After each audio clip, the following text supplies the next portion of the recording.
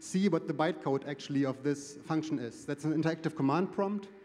And, well, you see the bytecodes, which are evolving a bit from Python version to Python version, but it's also, there are a few optimizations in there. That's why it's a bit harder to read than it actually needed to be. But you see that if you just look at the top, you see it's a stack-based machine. So if you say load const, it basically puts it on the stack.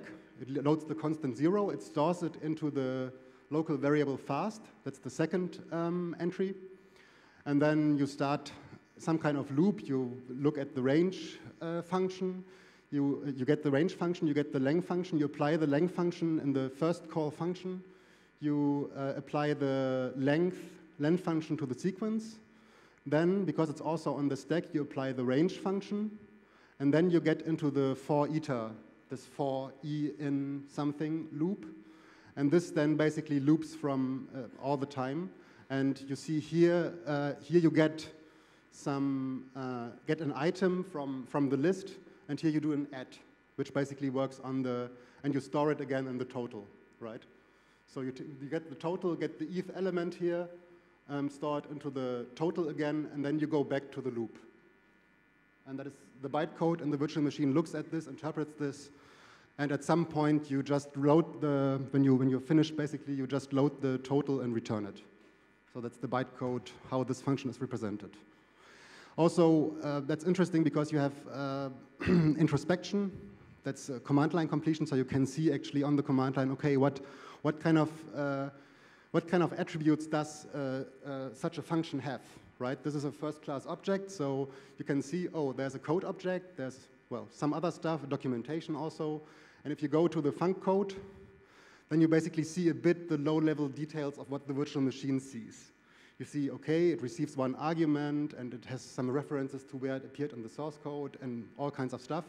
And then you also see the CO code actually is the binary, yes. This is basically the bytecode that the virtual machine then sees. Okay, so that is the basic architecture. Then the bytecode interpreter sees this bytecode and creates frame objects which contain local variables, global variables, and the bytecode interpreter also implements this control flow. So if you have a for loop and you go back and forth, that's solely done by there's no operation really involved. That's solely done by the bytecode interpreter. And if you have exceptions and things, that's all handled by the bytecode interpreter component of pypy. And if you do something like addition of two numbers or getting an item out of a list, then you dispatch this operation, because you're working on objects the bytecode interpreter doesn't really want to know about. You dispatch this to the object library or object space. Yes? Okay, so the object space basically has all the knowledge about the objects that are existing in your program. And it also knows how to perform operations on them. And this is a concept that is then reused for various purposes. First of all, it's used for implementing the language itself on concrete values. And it is not about something like control flow and all the stuff that the bytecode interpreter does. So really, if you want to have different semantics on your objects or optimizations, choosing different list implementations depending on the size of the list or so, that's solely something that the object space can do, and the bytecode interpreter does not need to know anything about this. And for example, it also provides a means, there's an example on the website doing that. In 100 lines, you can basically modify the existing object space so that you have lazy evaluation in Python, which, okay.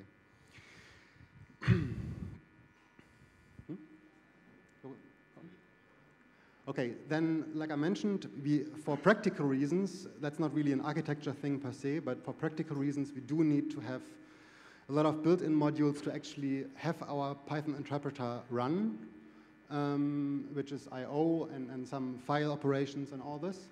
And that is done, that works, although there's still quite some things missing, especially socket and network communication, and that's being worked on at the moment. But well, there's a lot of modules. The Python library has like hundreds and hundreds of modules, and also implemented in C, so we are basically porting from C to Python which usually means like ripping out lots of stuff. Okay, so just to make this point very clear, because it's going to be the basic thing about the, how the second major part of the pypy project actually works. So we are still talking about the language implementation here, and we have the same function I just showed. And you see this guy there on the left is the interpreter. So it sees this source code, and we have a sequence that was passed in here. This is this one, and it walks over the list, and this is basically the frame state in the virtual machine that records all the local variables. So, and at some point it returns. The interesting thing is here, this was a concrete example, and if you go further, then seen from the I'll just continue. If you now look at the same thing, then you see what happens with the object space. Because here, just do the next step. You see that these operations, these numbers now are passed to the getItem operation of the object space by the bytecode interpreter. And then the bytecode interpreter assigns, okay, I know that item is now 6. In the next step, it takes the 0 and the 6 and adds them. This is this line in the source code over there. And this is the current value of total, right? So this shows that the interpreter looks at this and sends the operation to the object space and keeps the name to value bindings, but doesn't really need to care. The reason this is interesting is because the bytecode interpreter really doesn't know anything about numbers or something like this. The only thing that it can ever get out of an object space is knowing if some object has a true value or a false value. That's the only information the bytecode interpreter can ever get, and that's only needed for implementing branches. If you have an if statement or while loop or something like this, then the interpreter who implements this control flow needs to know, what is this object? Is this now true or false? So it can basically branch in 2 directions.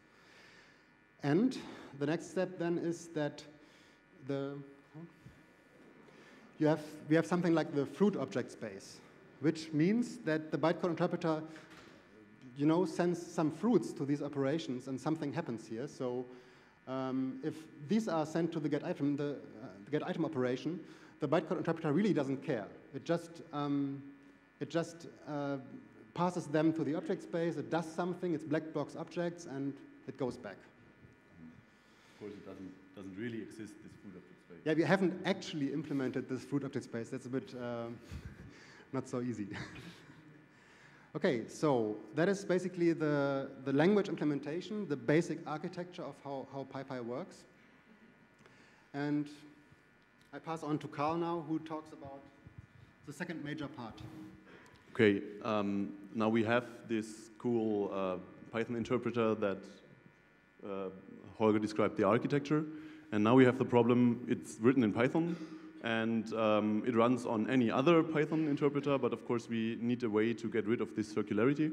And as Holger already said, the technique to do that is to take this implementation of a Python interpreter, which is written in a special way. It's a bit more static than usually the Python code is usually, and take this and transform it in several steps, and in the end arrive at low-level code like C code, or we have implemented several backends, so we can transform the interpreter into several languages.